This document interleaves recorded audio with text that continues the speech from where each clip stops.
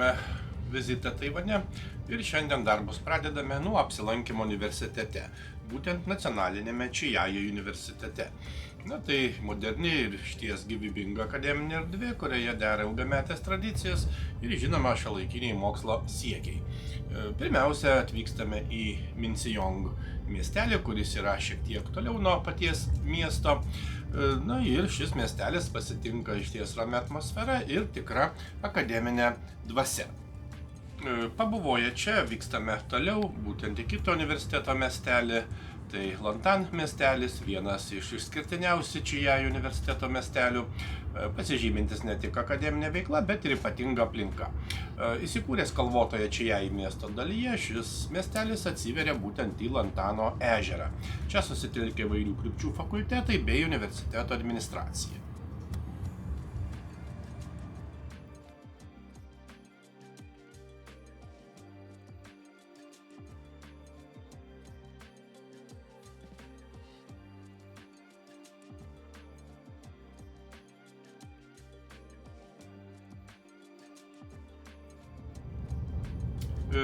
Čiaja yra miestas pietvakarių Taivane, žinomas dėl turtingos istorijos, kultūros paveldo ir žinoma artumo Ališano nacionaliniam parkui. Miestas išsiskiria japonų kolonijinė architektūra, muziejais ir tradicinėmis šventyklomis, traukiančiamis kultūros entuziastus. Čia vyrauja šiltas subtropinis klimatas, o miestas tampa savotiškais vartais į Taivano kalnynus. Esame apsistoję Nice Prince viešbutyje, tai yra 4 žvaigždučių viešbutis Čiajai miesto rytų rajone. Viešbutis įsikūręs itin patogioje vietoje, garsėja draugišku aptarnavimu, nemokamu interneto ryšiu ir žinoma puikių vaizdų į miestą iš aukštesniųjų aukštų.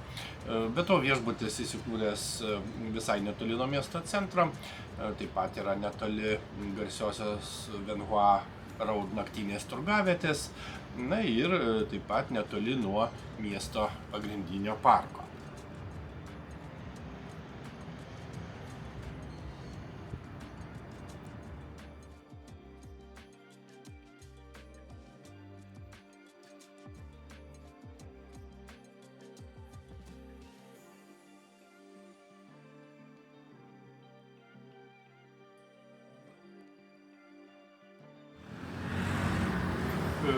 Čiajai išsiskiria tvarkinga urbanistinė struktūra, gausia žaluma ir aiškiai juntamų vietos bendruomenės identitetų.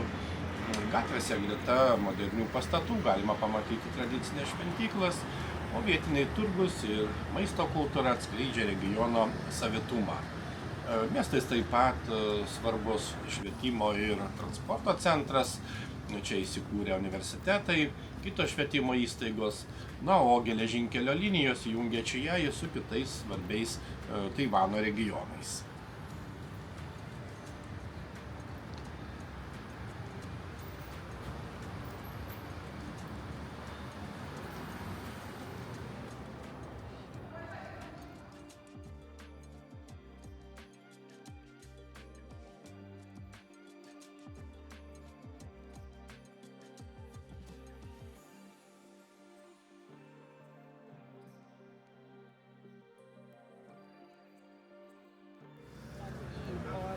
Atvykome į miesto naktinį turgų.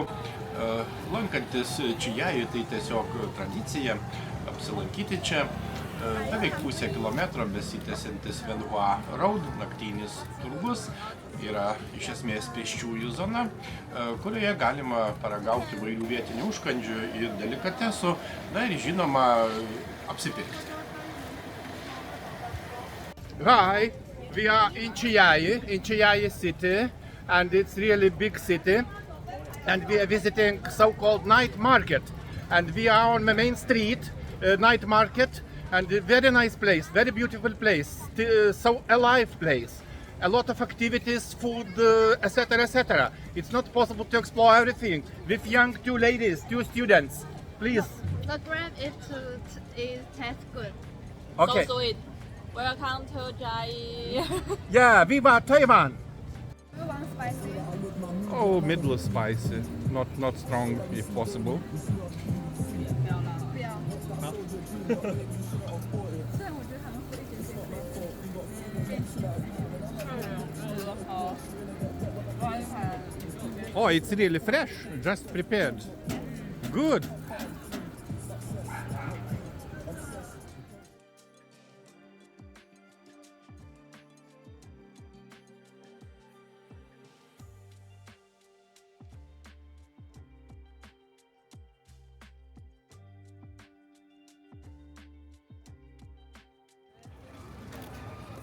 Na, pietinė Venhua kelio dalis yra padalyta centrinio fontano.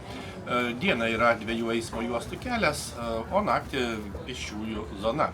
Kiekvieną dieną sutemus čia atsiranda prekiautojai, siūlantis įvairiausius dalykus, įvairias prekes. Taip pat gatvės prekiautojai parduodantis vietinius skanėstus. Akimirksniu 2 eismo juostų kelias virsta triukšminga gatve. Parduotuvės prekelių ir gatvės prekiautojai siūlo karštus gurmaniškus užkandžius. Kiekvieną vakarą pritraukia minias žmonių.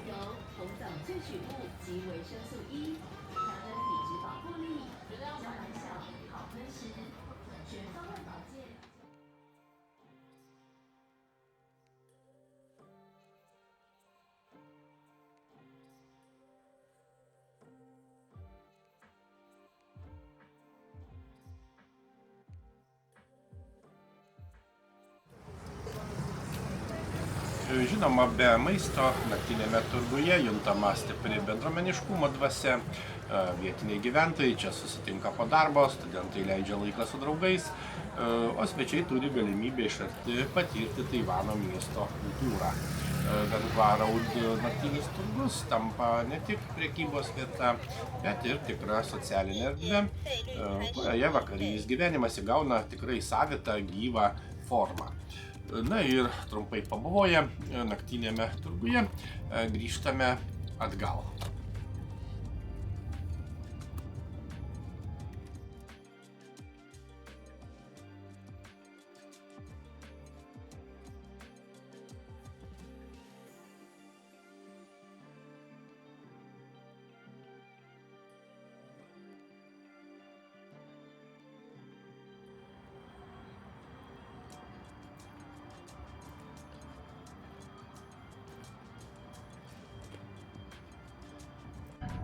Taip, esame Taivanyje ir šiuo metu Čiaji mieste yra vakaras, iš esmės jau beveik 9:30 vakaro.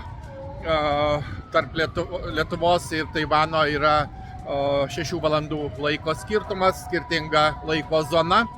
Tiesiog įdomu pasivaikščioti po miestą, vakarinį miestą, tiksliau praktiškai naktinį miestą. Yra itin įdomu, itin šaunu. Čiaji yra, Taivano mastais nėra didelis miestas, maždaug 260 tūkstančių gyventojų. Žinoma, skaitant Čiaji apskritį, vadinamą Čiaji County, yra kur kas daugiau. Be abejo, čia yra keletas universitetų, stambių universitetų. Vienas iš jų nacionalinis Čiaji universitetas, su kuriuo mes bendradarbiaujame jau daug metų ir universiteto kvietimu lankausi šiuo metu Taivanyje. Ir tikrai įdomus miestas, istorinis ir daug įvairių kultūrinių, architektūrinių objektų, tikrai turtingas istorinis, kultūrinis paveldas. Ir taip pat konkrečiai Čiaji miestas ir apylinkės taip pat garsėja vadinamąją Ališano kalnų. Kalnai yra netoliese ir yra vadinamasis Alishan Mountain Scenic Area. Galima lankytis kalnuose, pasivaikščioti įvairiais takais, pažintiniais takais. Tiesiog fantastiškai įdomu. Taip kad puikus vizitas.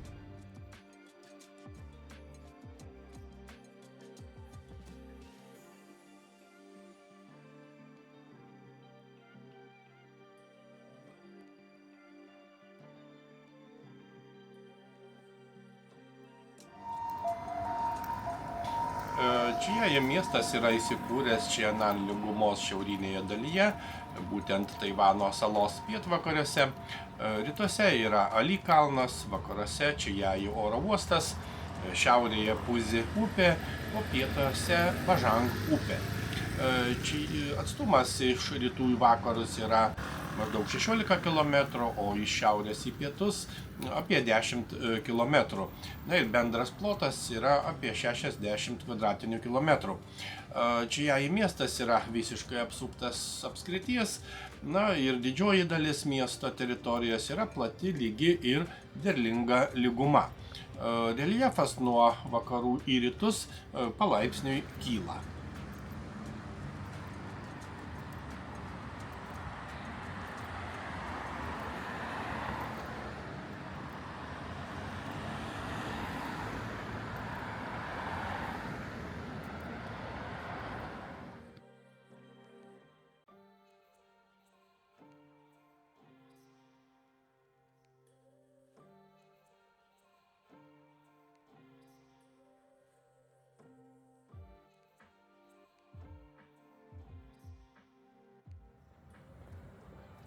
Na, vaikštame toliau naktiniu Čiaji miestu ir greitai suprantame, kad jis naktį išties tampa įdomus, gatvės puikiai apšviestos, pastatai ir vitrinos kūrė išties jaukią, bet taip pat kartu gyvybingą atmosferą. Miestas tikrai saugus, tvarkingas ir tikrai kviečia lėtai paklaidžioti, stebėti žmonės, jausti vietinį gyvenimo ritmą. Šviesos čia ne tik apšviečia kelią, bet ir pabrėžia miesto charakterį, modernų, bet nepraradusi savitumo. Judėjimas gatvėse nenutrūksta, aplink daug vietinių gyventojų, šeimų, jaunimo, na, o vakarinis miesto pulsas jaučiamas kiekviename žingsnyje.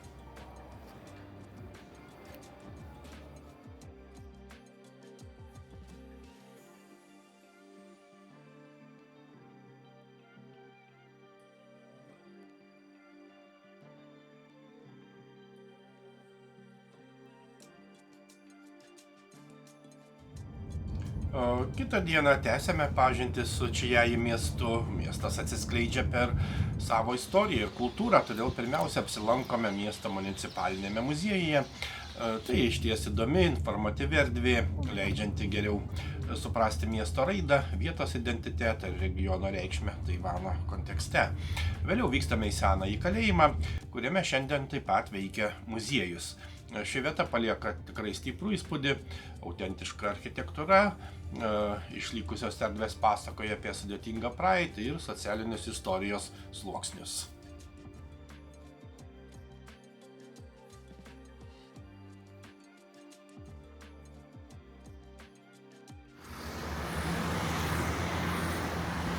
Na, Čiaji mieste ir žinoma apylinkėse vyrauja drėgnas subtropinis klimatas, kuris labai artimas tikram tropiniam klimatui. Rudenį ir žiemą vyraujantys šiaurės rytų vėjai reiškia, kad tuo metu kritulių kiekis yra mažas, o vasarą ir vėlyvą pavasarį vyraujantis pietvakarių vėjai atneša didžiąją dalį metinio kritulių kiekio, iš kurių daugiau nei 60% iškrenta nuo birželio iki rugpjūčio. Drėgmė apskritai yra didelė ištisus metus, net ir žiemą. Na kągi, po puikaus pasivaikščiojimo pats laikas vakarieniai. Juolab, kad galime stebėti, kaip gyventojai perka maistą parsinešimui į namus. Užsukame į vieną iš prekybos centrų ir čia pavakarieniausime. Tikrai įdomu, nes maistas gaminamas čia pat, šviežias, galima stebėti visą gamybos procesą. Taivanas apskritai garsėja turtinga gatvės maisto kultūra ir žinoma regioniniais patiekalais, įkvėptais kinų, japonų bei vietinių čiabuvių tradicijų. Populiariausi ingredientai žinoma ryžiai, makaronai, jūros gėrybės, tofu ir prieskoniai kaip imbieras arba kalendra. Taivano virtuvė išsiskiria įvairovė ir tikrai greitų paruošimu.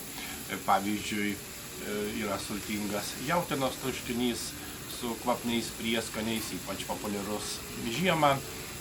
Kitas patiekalas yra tofu, fermentuotas tofu, kepamas ir patiekiamas su padažu ir žinoma įvairiais prieskoniais.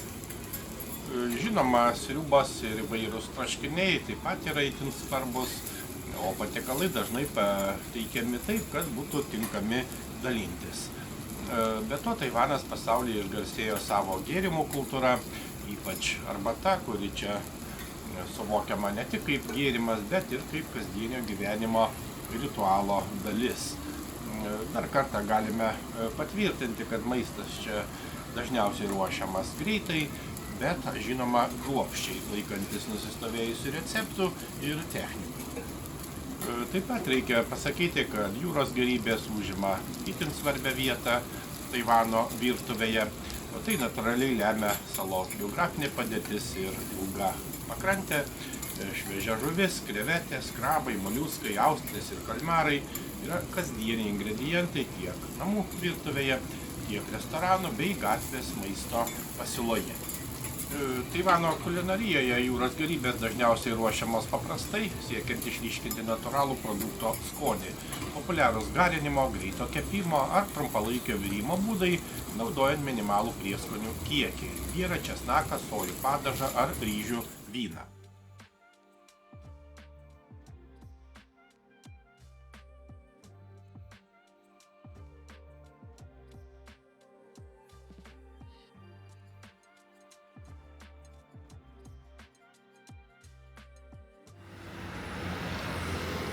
Keletas žodžių apie miesto pramonę, kuri vystėsi nuosaikiai, glaudžiai susijusi su regiono žemės ūkiu, logistika ir vietos bendruomenės poreikiais.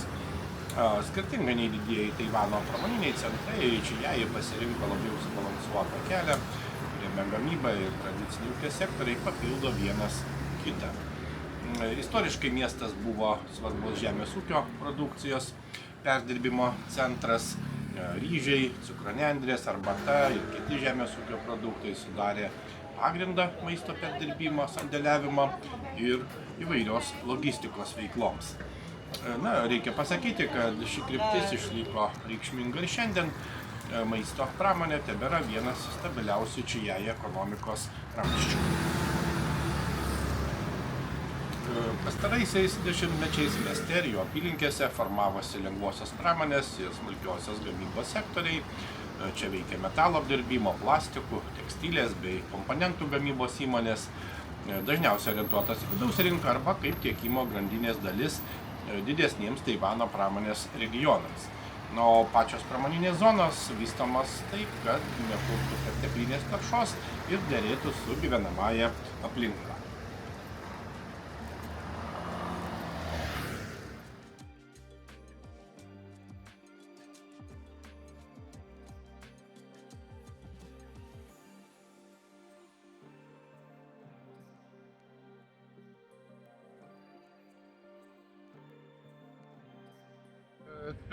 Taip, šiandien yra lapkričio 28 rytas ir nebe toks ankstyvas rytas,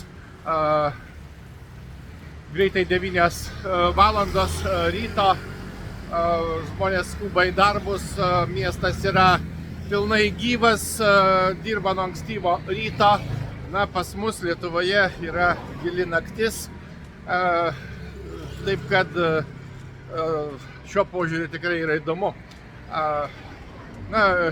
Čiajai miestas yra savitas, daug čia kaip visada įdomių dalykų, yra ką pasižiūrėti, ką pamatyti, kitaip suprasti kultūrą, gyvenimo būdą, ir žinoma, dar daugiau sužinoti. Ir šis rytinis pasivaikščiojimas tikrai įdomus. Šiandien keliausime toliau, vyksime į Kaohsiungo miestą. Kaohsiungas yra labiausiai nutolęs miestas nuo sostinės Taipėjaus. Taip pat aplankysime, apžiūrėsime ir taip pat planuojame pamatyti daug įdomių dalykų. Ir žinoma, šį bei tą papasakosime apie tai.